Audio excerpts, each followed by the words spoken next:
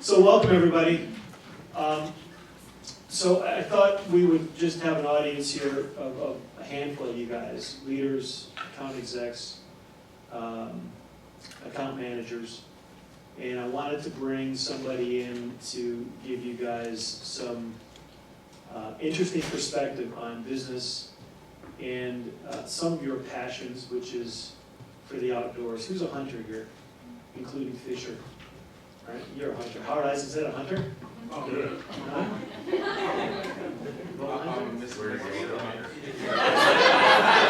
I can tell those that are hunters here because I see your time off requests. And they usually happen right around deer season. Anybody a bow hunter here? Bow hunter? Okay. You guys might have some interest in our guest presenter here, David Farbman. David is, amongst other things, an experienced business veteran running one of the larger real estate development, property management firms here with his family over the years. In recent years, turned his attention to outdoors and running probably one of the largest websites for outdoor enthusiasts, Outdoor Hub, right? And he's formed a media company, Carbon Media, and what now, Nuco Health? Healthrise. Haven't heard of it. But Dave's done some interesting stuff. You know, he's got an interesting perspective on business and passion for the outdoors, and we thought it might be a good idea to hear from him and really talk about what we obviously see as a challenge for our business, which is what do you do after all the low-hanging fruit is gone, right? So 2013, 2012, banner years for our industry and our business. Business was abundant. Our biggest issues we had wasn't getting the business, it was building the capacity, bringing on hundreds of people, getting them trained to be able to bring in and handle the business that you guys brought to the table. 500,000 title commitments, 700,000 appraisals, 500,000 closings we did. We're not going to see those numbers in 2014. We might see 40% of those numbers, 50% of those numbers. That's just the way the business works for us. So what do we have to do as we're out there maybe sitting in, you know, how do you correlate sitting in a blind or sitting in a boat and pursuing, you know, your goal and pursuing something out in the great outdoors, and how do you kind of liken that to pursuing a client and going after a client and tracking a client? And we talked about in years past of building client profiles and understanding who our clients are so we can build better relationships and have better expectations of what we can expect to bring in the door. You're probably going to find, if you haven't found this already, some of the people that were your clients are no longer your clients. They've left the business, or some companies have closed, and now you got to go back out there and prospect and build new relationships and go after bigger game. So, you know, it was all about scale, all about capacity in 2012 and 2013. Now it's all about proficiency. It's all about how do we get better, how do we do more with less, how do we become more efficient, and how do we continue to maintain the scale that we have in our business and continue to serve the clients that we need to go after in a big way. So without further ado, David Farbman, everybody.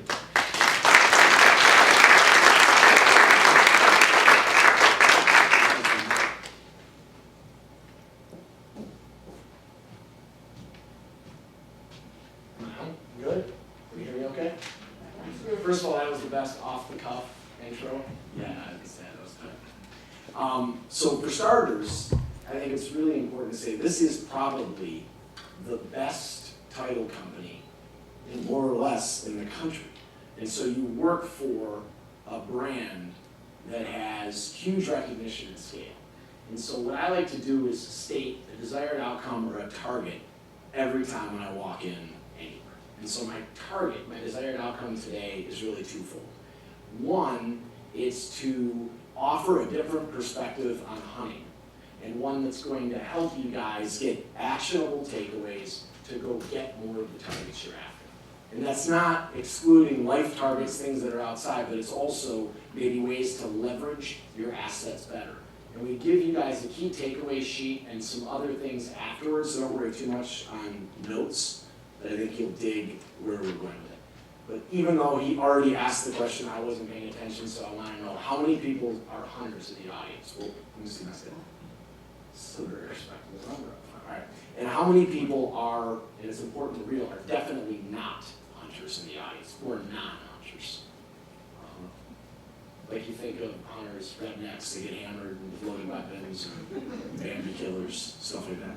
So that's very typical. A lot of people, college went through this building, more than 50% of people would think about hunters in that capacity. But today, we're going to go to a much different perspective on what hunting is. I want to talk first about a couple of people I would consider to be awesome hunters. How about Mark Zuckerberg? Right? Zuck continues to hunt for the world's 6 billion people to be connected through Facebook in one form or another, right? These acquisitions he makes, the moves that he's making, continues to try to hunt down the world's 6 billion people. How about Steve Jobs, right? The late Steve Jobs, think about this, the iPad is only 4 years old. And I'm willing to bet that probably every person in here, in your families, whatnot, has at least one iPad. Is that fair to say? 4 years ago, it was created. It's safe to say that Jobs, pretty strong hunter. The David Hall thing's freaking me out. I literally, oh my God. Strong breeding genetics. So the, I just had to get it out of the way because otherwise it was going to. Yeah. So the point is that from a different perspective, we're going to think about hunting, and we're going to see how you guys can leverage some different things. These pillars come from my book, The Hunt, and they've been tweaked for speaking purposes, and so we'll get going. So step one is about identifying and converting obstacles. Okay, like obstacles come up every day in our lives. Internal obstacles where we might make a big deal of something that maybe isn't as big a deal once we dig into it a little bit. External obstacles come in all the time. And at a macro level, the way that you can convert an obstacle into either an active target with an assigned person or yourself and a time target, or into a down target, is 3 simple steps. And then I'm going to use an example that's going to help bring this home.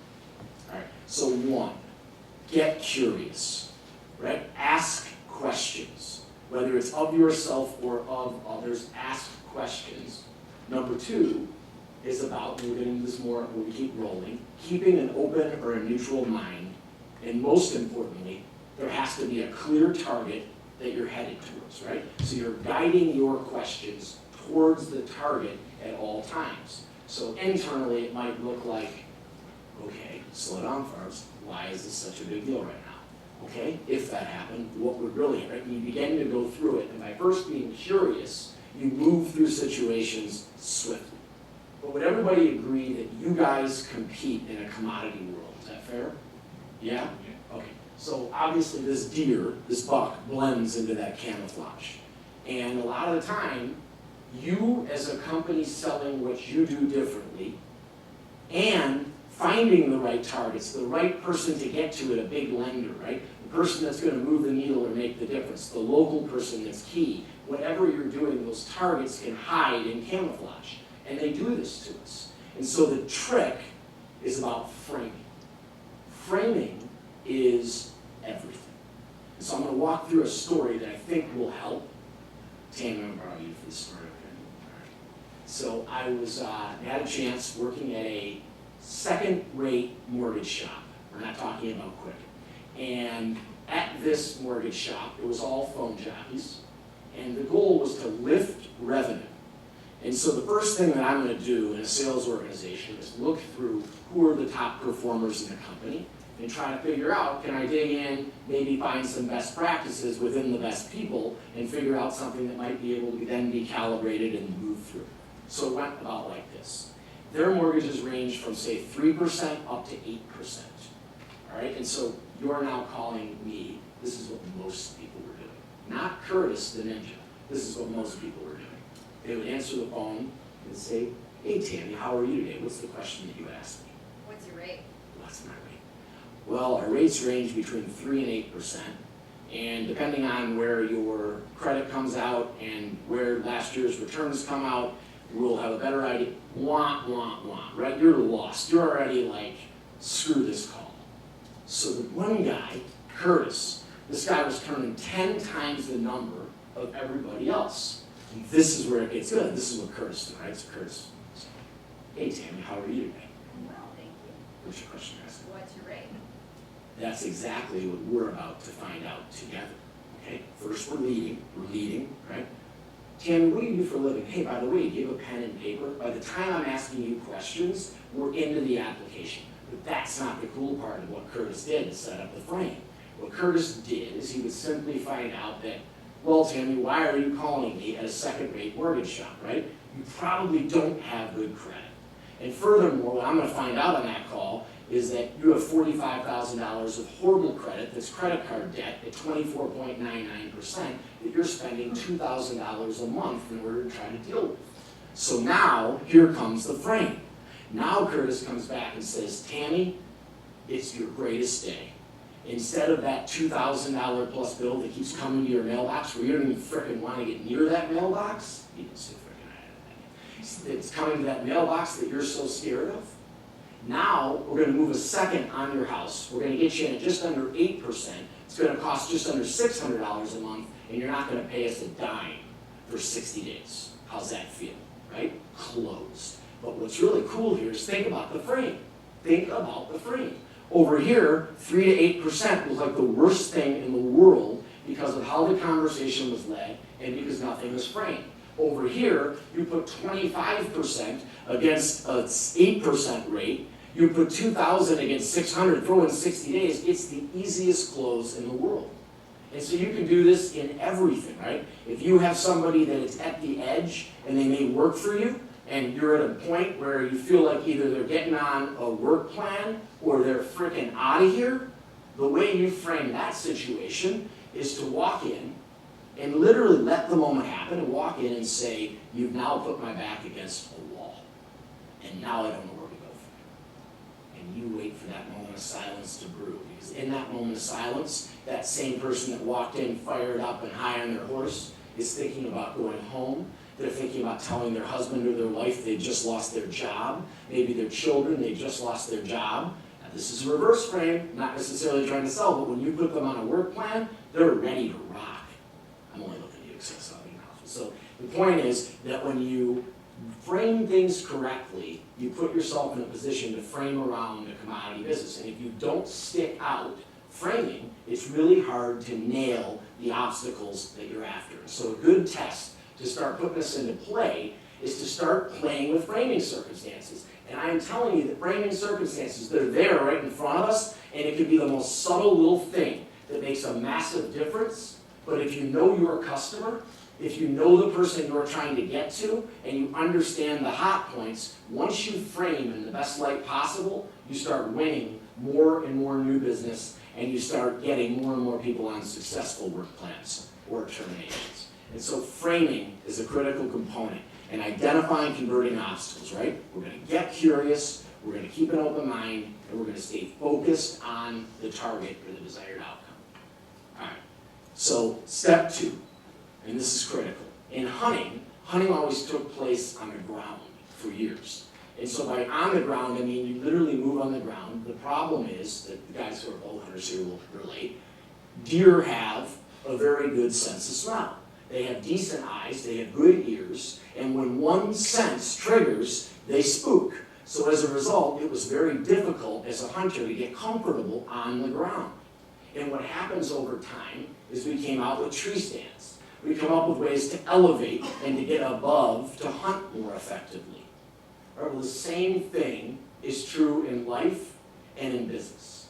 When we're down here, we're in what we call the judge. Right? And the judge is that voice that when you're trying to get a closing done, you're trying to push a big date through, you're trying to deal with a meeting to move something forward.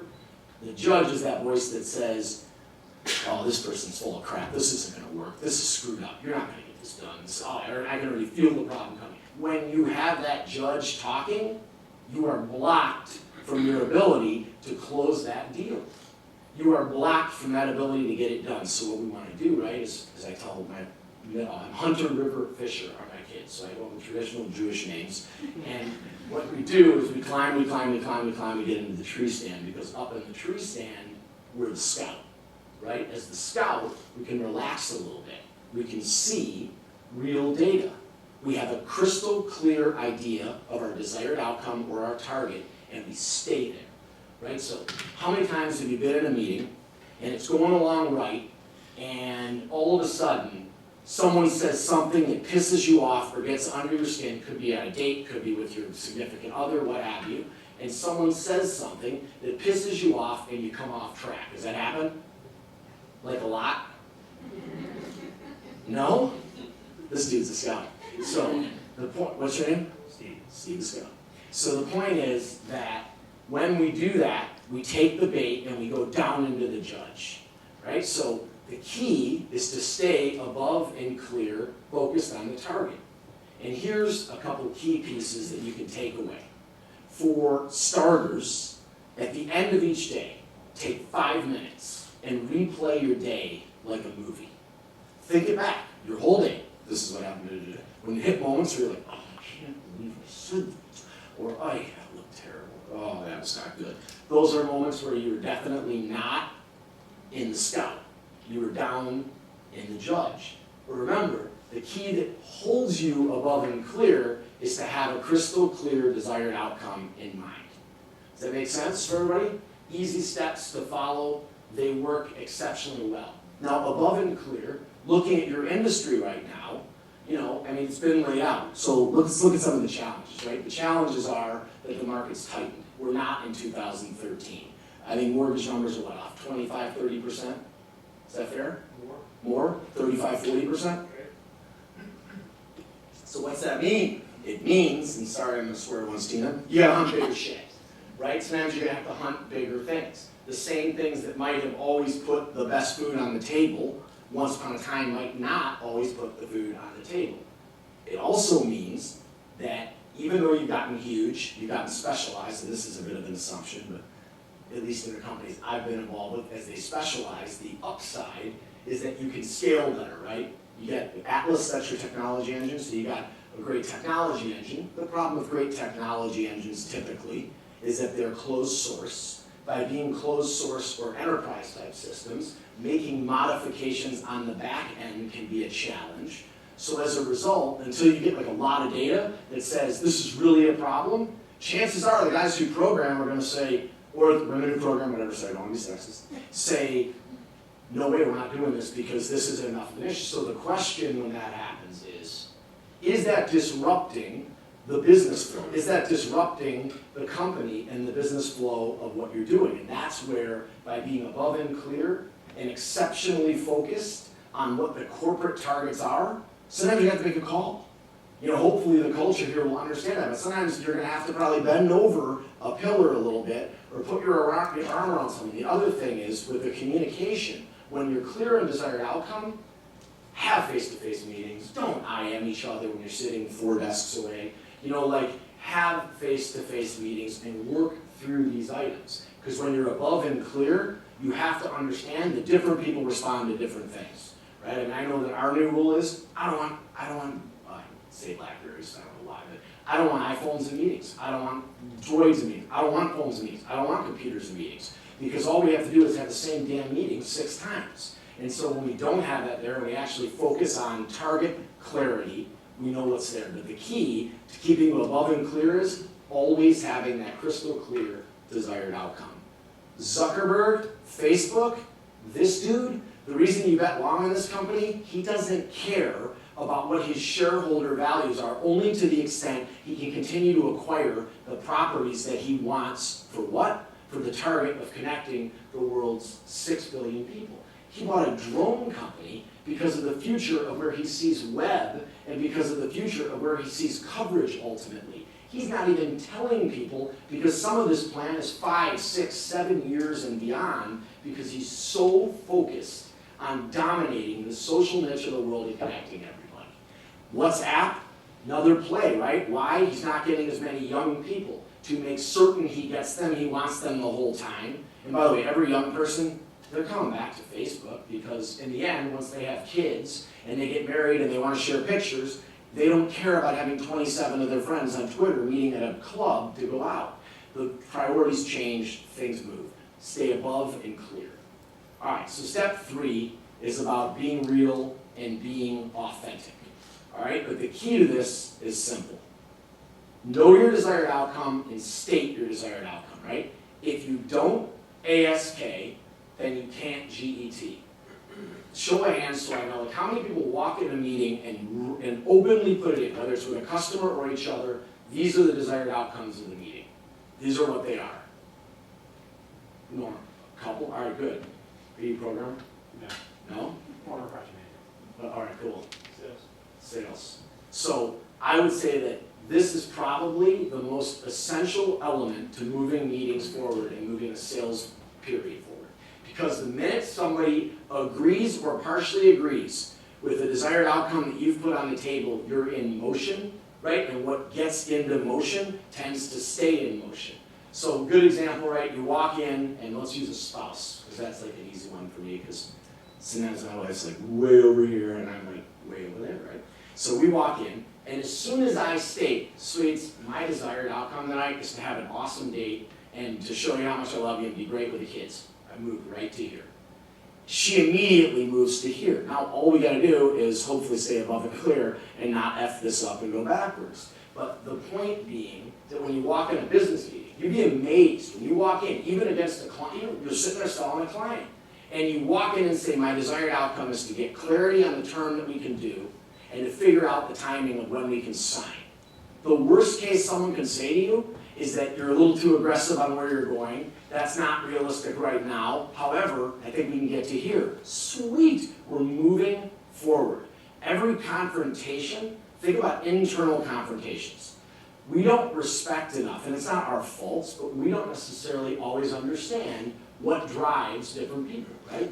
Some people are auditory. You gotta be super careful about what you say. Some people are visual people. If they can't see it, they think you're freaking nuts. Some people are just field people. So if you're coming off on something or creating something, then it can really throw things off. So when you walk in up front and you lay out your desired outcome, that's where like great things start to happen.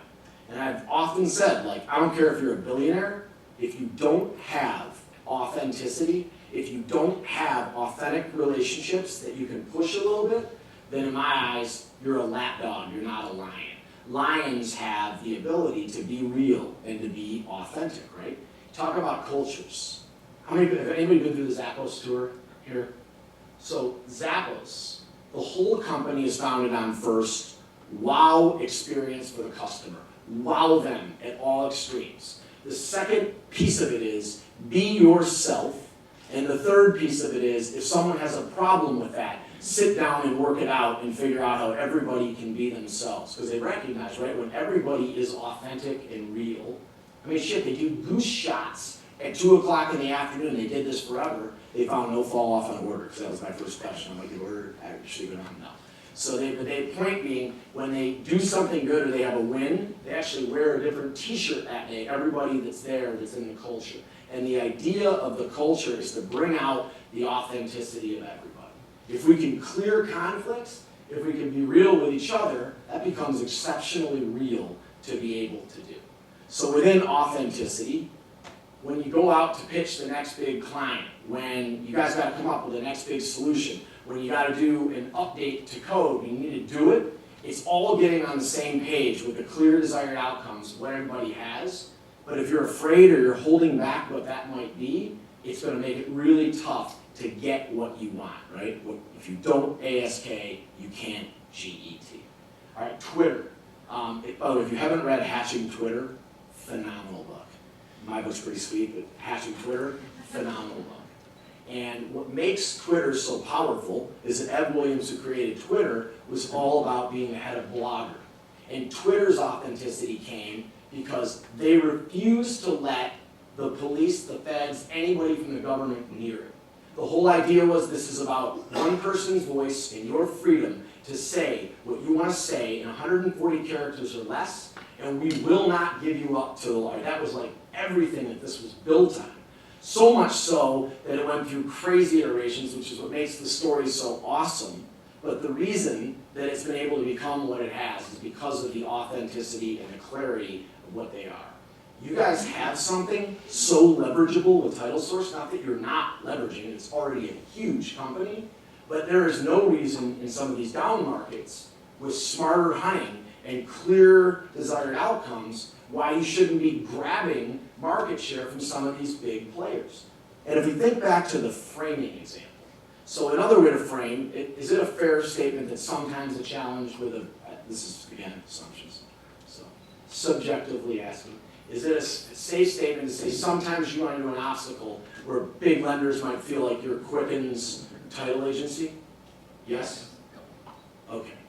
Frame the whole opposite way around it, right? Our fastest growing customers are, you almost want them to have to ask you about Quicken. But wait, we need to, oh yeah, we definitely handle Quicken. I mean, this is where we're growing the business. This is where we're, frame around that issue proactively, because it's not like you can like hide it. I mean, about 2 seconds on Google and everybody's got you nailed if they didn't already, which I certainly do because of the space you play in. So my point is frame around that proactively so that it isn't an issue. And you gotta be exceptionally clear when it comes to being authentic and going after desired outcomes. All right, so step 4 is about leverage. Leverage is like my favorite thing. And I often say that leverage is, it's like this, like the glass of water. So is the glass of water half empty or half full? Half full?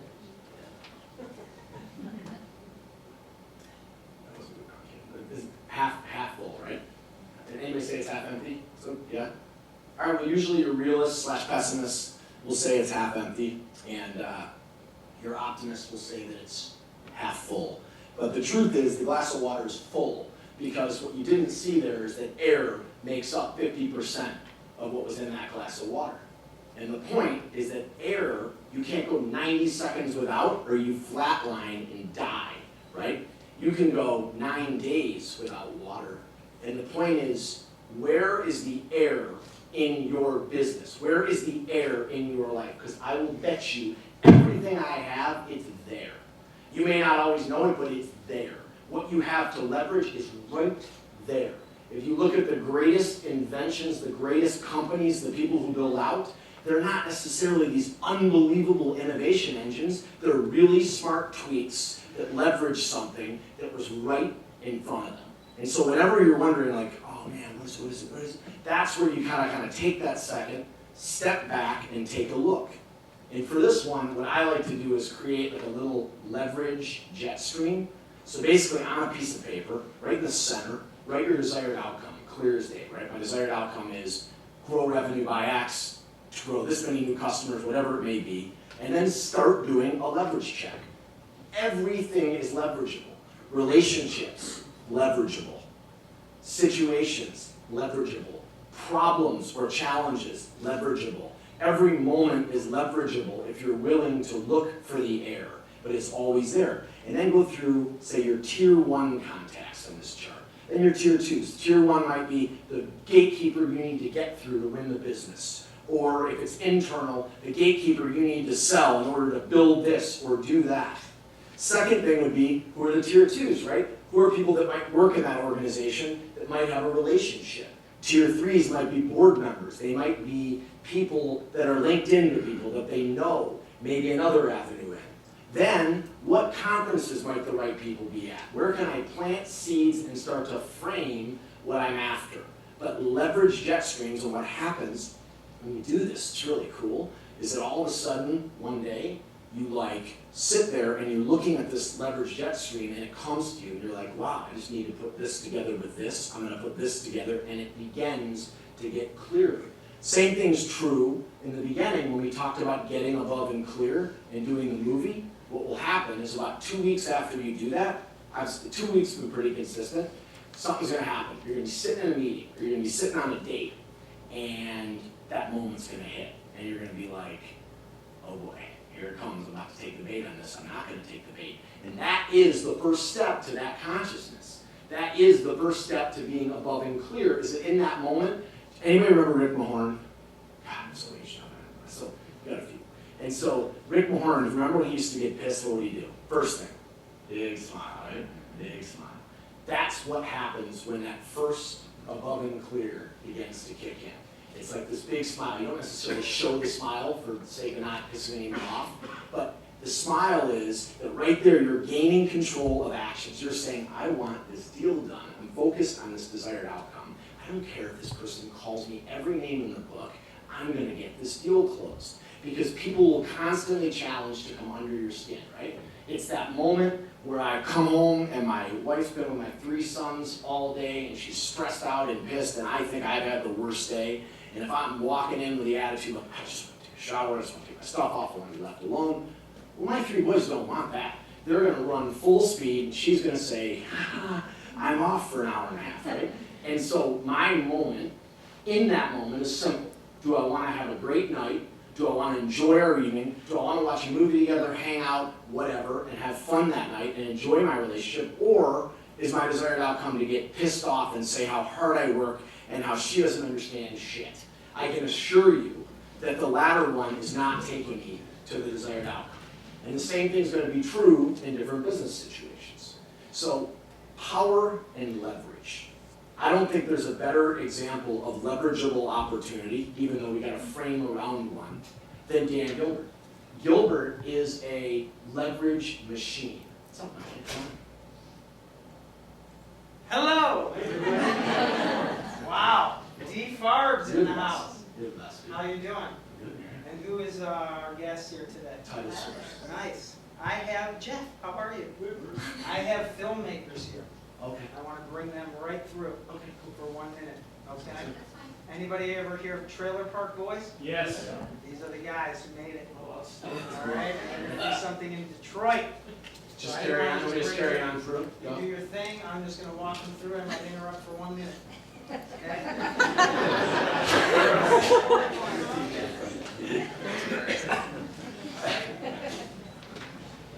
All right. These are our team members from TitleSource. And this is my friend D. Farbs, David Farbman. Trailer Park Boys. So this is Trailer Park. Friggin' hot. Yeah. They were expecting Ricky Jill in a bubble. This is our auditorium where we do many things like pitch, like have panel discussions, like bring my kids to watch the Rose Bowl, SpongeBob, play. It's awesome. We're going this way. That's right. And our isms, they're everywhere, see? Our isms. Yeah. You can't go anywhere without talking about our culture and who we are, right? Right. That's what we're all You about. want to think. That's you. It's not about what we do, it's about who we are. Have a good day. Schwarzy, that was good. We actually planned that. Just break it up a little bit. So, leverage. Dan Gilbert's a leverage machine, right? What's he doing? He's leveraging press connections. He's leveraging everything that's happening right now in the whole ecosystem. He's leveraging the different companies. He's leveraging it to fill things up. He's leveraging his power to try to help startup companies move forward and do things, right? Eisenstat's got to leverage the fact we're the biggest at what we do. You can leverage the fact inside that you've got all these connections and use those advantages, but outside you can leverage the fact that you're still partners and there's a good ability to leverage to reach out. So framing around it, everything has to come down to leverage. And when you start practicing those leverage jet streams, watch them work. And they're not as simple as like the 5-minute exercise that you can do, but when it happens, you're going to be driving one day and you're going to go, whoa, and you're going to feel, there was a Beautiful Mind, that movie. Kind of nutty. And you're going to feel kind of like that. Everything's going to start to connect in the way that you're looking at how to leverage effectively. And the most important takeaway is to remember the air. The air is always sitting right there. You're in the biggest and the best title company. It's already there. The question is, what are you missing that can be leveraged? And when we get into some conversation a little bit afterwards, I'm hoping that throwing some stuff at me, just being objective, maybe I can throw some things back. But remember that the best way a lot of the time is just to start asking questions. I mean, Tina and I, we constantly sit down. Tina helps me with the speaking platform. She's sweet. That's Tina. She's awesome. So Tina and I constantly sit down and she'll come and she'll be like, I don't know what I'm missing. And the point is you're missing something typically that's right there in front of you to leverage. And when you think about how to use it, always be using it. And some people think leverage, it gets like a negative connotation, like, oh, it's using something to get somewhere. Hell yes. It's exactly what it is. Not only do I think you should use things to get there, you gotta figure out how to frame around it to use it most effectively. All right, so we've been through kind of identifying, converting obstacles. We've been through framing around a commodity world. We've gotten above and clear. We've talked about being real and being authentic. We've talked about leverage. And now we're going to talk a little bit about real-time execution. Okay? So our world today moves at like Mach 5, right? I mean, it was funny. I was sitting in a meeting the other day, and they were complaining that we were too slow on our mobile strategy at Carbon. And I was thinking to myself, as I really sat back, but it wasn't until like 2013 that Facebook had a mobile strategy, right? I mean, the point being that everything's moving so rapidly right now, and the key isn't to be like way, way out in front of it. The key is to leverage real-time execution, right? We want to be the Amazons of the world, not Hoarders, right? What do? They ate their lunch because they innovated. What did Netflix do? They ate Blockbuster's lunch, but then they innovated again, and they executed real-time again by realizing that the world was going to leave this mail order garbage and was going to move to online and on-demand. And they continue to stay on top because they innovate real-time with what's going on. And again, don't be way, way out in front, because when you're trying to pitch that can be hard, right? When you're a pioneer trying to pitch some product that's radical and new, it might sound sweet in advertising, but when it comes to titles and getting things done, there are other ways to innovate and use things real time. And the other important piece about real-time execution is that all of the greatest companies have made their biggest moves by being real-time and using the variables in that moment to tweak. Facebook was nothing more than a better tweak on what MySpace messed up, right? Pinterest was just a visual version of trying to go after the social space and almost creating the first video social blog, if you will. These are just tweaks, and they're tweaks that leverage the moment in the perfect moment. So the biggest question, right, is what's that error that's right in front of us, and then how do you use the variables to move it real time? And the thing about hunting is that the herd moves. It does. I was hunting this stand for years in a swamp. I was after this one big deer, and I've been hunting this stand for years, and it had been a pretty successful tree stand for me. But over the last couple of years, I noticed the activity was moving off, and I try to blame it on an off day, but I had it charted, because I'm a little OCD about charting. And so I had it charted that, no, this should be the right day to hunt. But then I noticed behind me, 60 yards away, there was this thick area of cedar that had grown in. And I couldn't hear a thing behind that cedar. But what I did was I picked up my stand that night after the sit, and I moved the tree stand in. I figured I'll go there in the morning and see what happens. Well, the next morning that 9-point showed up, and he was no longer a live 9-point. And the point of it was a real-time pivot that moved, that thought about how things change. So today, I imagine for the bigger sale, it's going to be about patient persistence, and it's going to be about clarity of focus on the target. And it sounds like patient and persistent can't be together, but they have to be together. Part of being persistent is to stay patient enough to realize you got to stay the course with something, see it through, whether it's a simple project that's inside or whether it's chasing new business. And in today's world, if you don't move your stand, then you're not going to be where the herd is. You're not going to be in the place that you need to be in real time. And so I think that, give me a good example of an industry, Jeff, give me a good example of an industry change right now. Cars. Right? As an industry. I'm saying in your business. In your business. What's an industry change? What's happening right now? What's it varying? More purchases. Yeah, we're moving away from a refi market to a purchase market. You're moving to a purchase market. And so what are the differences between doing that business in a purchase market versus a refi business? So we don't have brick and mortar in places where you traditionally need to do purchase transactions. So we have to figure out a way to be in the marketplace where we can do what we're doing in refis, which is to be regionally and centrally located and still do transactions. So all of the transactions still take place in person, in the title, inside the title company, or at the real estate agent's office with the title agent present? Traditionally, purchases do that, right? And why is it super important to have bricks and mortar presence right there? Just comfort with who's doing business?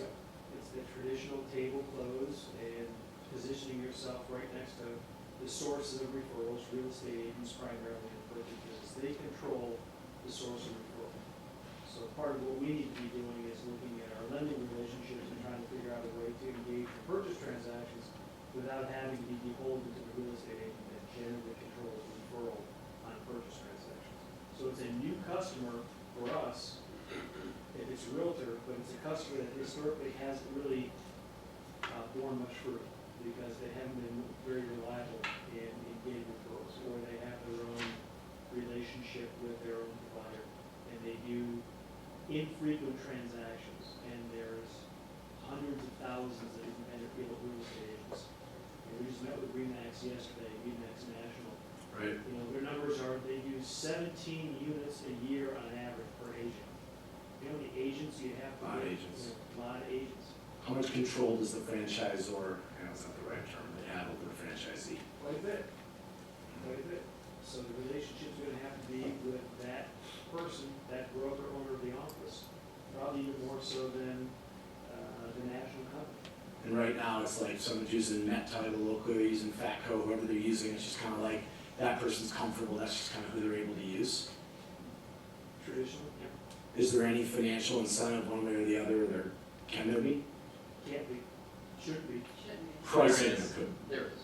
There is. Mr. Hall, elaborate on that, what does that mean? There is. Give me an example, tangible, I just want to understand. We're not- Take you to Pistons games, you get Lions season tickets, you know, things like that.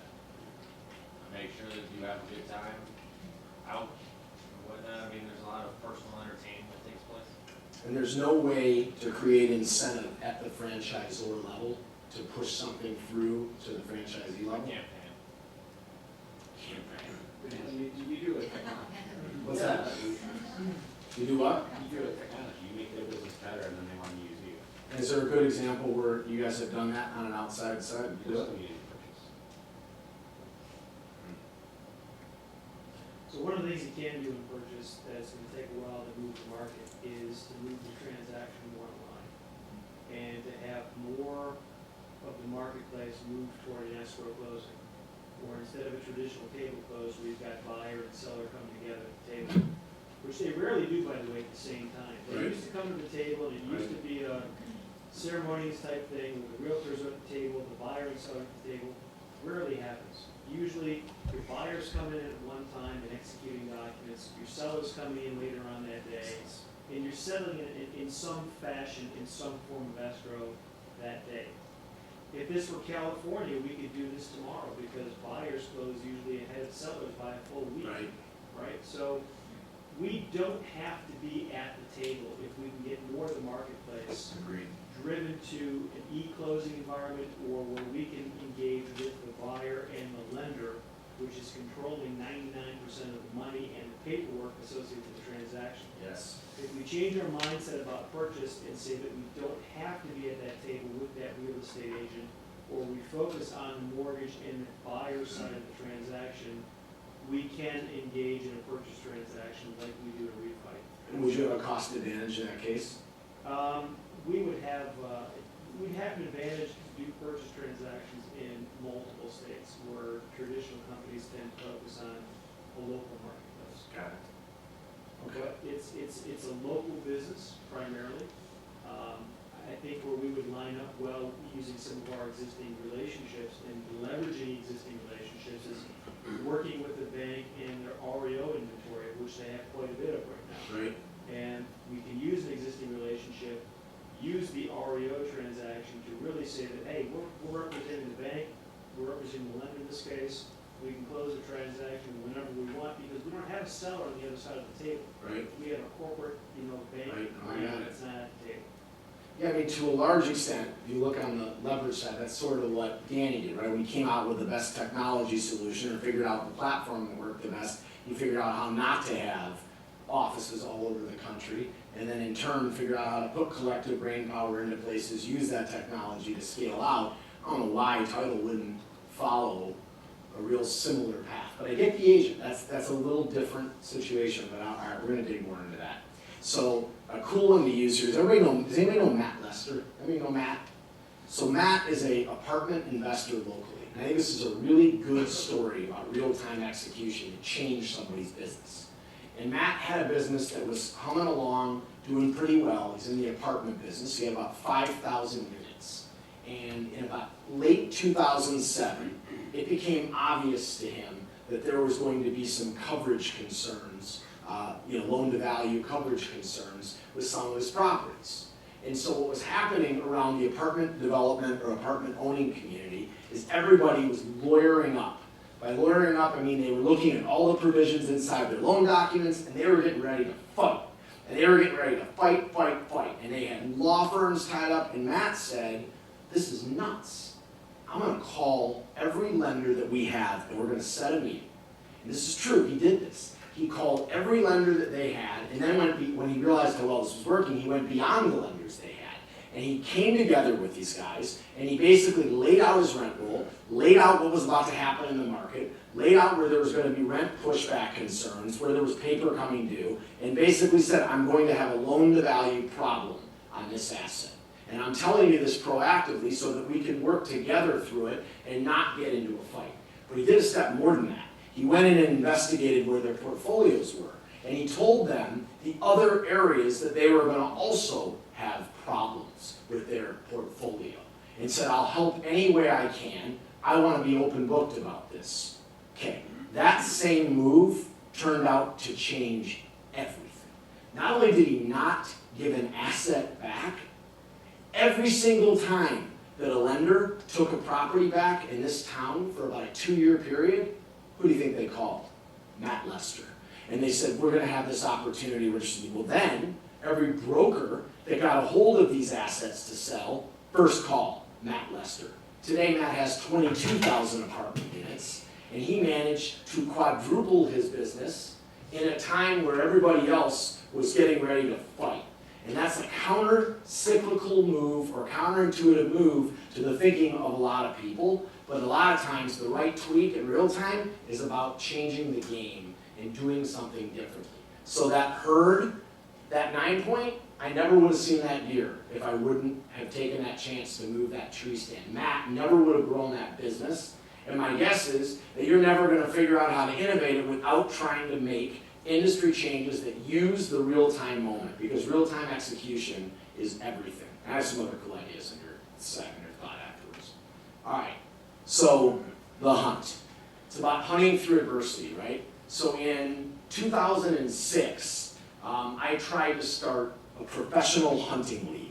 I was running a real estate business with my brother. It was moving along well. Things were pretty good, but we started to see that the commercial back markets were going to get a little funky. And in feeling that, I was like, I'm not a real slow growth guy. It's tough for me, so I said, I want to try my hand and start a professional hunting league. My brother, I don't know if he just kind of wanted to control the company or thought I was nuts or a little of both, but he said, tell me the concept. So we came up with this concept to do it non-fatal. And the reason is that I've always believed that hunting has way more to do with hunting than it does killing. And as a bow hunter, some of you guys know, you spend a lot of time on the tree stand, not necessarily a lot of time releasing arrows. And so the same thing is true in the things that we go after in life. And so I created a patented way to put a tranquilizer into an arrowhead so that the deer wouldn't die in competition. The theory was that it was more palatable for non-hunters. It was a way to see it without anything having to die, and you weren't competing for money. Now, to this day, I really don't think it's the greatest idea in the world. And right off the bat, it was a freaking disaster. So I literally managed to piss off the NRA to PETA, right? That's a solid pickle. And, send a Jew into the hunting industry, look what happens. And so I literally angered everybody. And it was probably the hardest point in my life because this sport that I love so much, all of a sudden was basically telling me that I'm the Antichrist. And it got bad. There was boycotts that started. They hired the best industry lobbyists to go after me. And within a matter of about a month, I had 86 death threats. So this was not going along great. This was definitely what we would call hunt off trail. And I had raised a bunch of money, and I'm freaking out. Truly, I was freaking out. And so I did not really know what to do, so I went and met with all these groups, and I told them, got real, got authentic, I told them what I was really trying to do, what my goals were. And as soon as those groups understood my desired outcome, they didn't think I was quite so crazy. They thought, you know, the tack could have been better. But I walked into the most traditional industry in the world. I mean, hunting, talk about a fear-based traditional industry that's got to fight every day, hunting, no matter what. It's constantly this fear-based fight. And I just tried to walk right in, guns blazing, and oh, I'm changing it to non-fatal, and I'm creating this, and it was a disaster. And over the time, though, of going to meet with all these groups, they actually really liked me. And they're like, you know, hey, man, why don't you just come see us and tell us what you were trying to do? We might have supported that, or we'd have helped you get the idea, right? But nonetheless, by getting real and by going in, I'm telling you, I got on my knees. Like, I begged for their help. I basically said, I'm dead without you. I don't even want to go out in public. And I didn't. I literally did not want to go out in public. I was so humiliated. I had all this money invested with me. I had all these local people in town that had invested. And I had no idea what to do except for get above it. When I got above it, I said, dude, this was your fault. You didn't case study this right. You didn't check this out. Then I was able to take those obstacles, set targets. First, I got to go make friends in the industry because I need them or I'm dead. Then I went and got real and got authentic with those groups. And by doing that, it put me in a place where I actually had something to leverage. So I looked at it, being a real estate guy my whole life, I looked at all these websites that had devoured me. By the way, I went viral pre-Facebook, right? And that's pretty sweet, you know, not in a good way. And so it's, this was like, I was plastered everywhere. It was horrible. You had companies, Bass Pro had their homepage had a picture of me holding a deer, and it said, "We will never do business with David Farbman or any entity that he's involved with." Now, that's not true. We have a ton of business with him today, but at the time, I'm freaked out, right? And Lakener, you guys know Josh. Josh was saying, "Oh, you know, all press is good press." Yeah, I know, this is good press. And so we tried to find out how to work through it, but it occurred to me that these same websites, they weren't monetizing, right? You went on there and it was like dancing birthday cake ads, and it was like dating service crap, and it was pissing off the people that were inside these forum communities. So being a real estate guy, I'm like, wait a minute, why couldn't I go in and represent as a broker all the ad space? Why couldn't I aggregate together websites, create an exclusive agreement, and build an ad network in the outdoors? And so just like that, right, pivoting at the right moment, spotting that I've got some leverageable relationships now with industry people that basically completely destroyed the last business, that I could leverage them to spend some ad dollars. I did. And we morphed the whole business. We moved all the investors' money over, and just like that, Outside Hub was formed. And then today, Outside Hub is now Outdoor Hub, and it's Action Hub, and it's Ag Hub. We have 30 million visitors a month in our websites. We have over 600 websites, about half of the audience we own, and we put out 4,500 articles per month in the outdoors, and we syndicate it everywhere. Because of that, because of my time in real estate, because of it, I've got a New York Times bestseller, and because of companies that stepped up and said, hey, I want you to be involved in this cause, we were able to drive enough numbers to become the number 8 on the New York Times bestseller list, which was really freaking cool. But this happened by not allowing myself to freaking freak out. And in the worst moment, by getting above it and clear and focusing through it, spotting the opportunities, leveraging the right things. So you think about it, right? This happened off of a total mishunt. And this happened really, for lack of better words, in my worst hour in life. So if you're willing to think a little differently, if you're willing to leverage a little different angle, imagine what you guys are all capable of doing in your best moments in life. So I want to re-ask a question that I asked at the start, because we've come from a different perspective.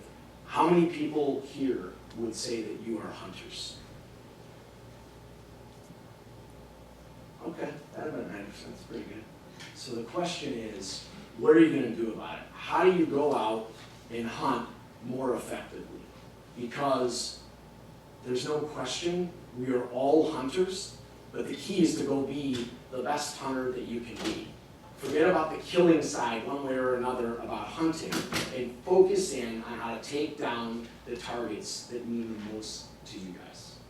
And my dream for all of you is that you hit the bullseye of every target that you're after, because as I always say, success is all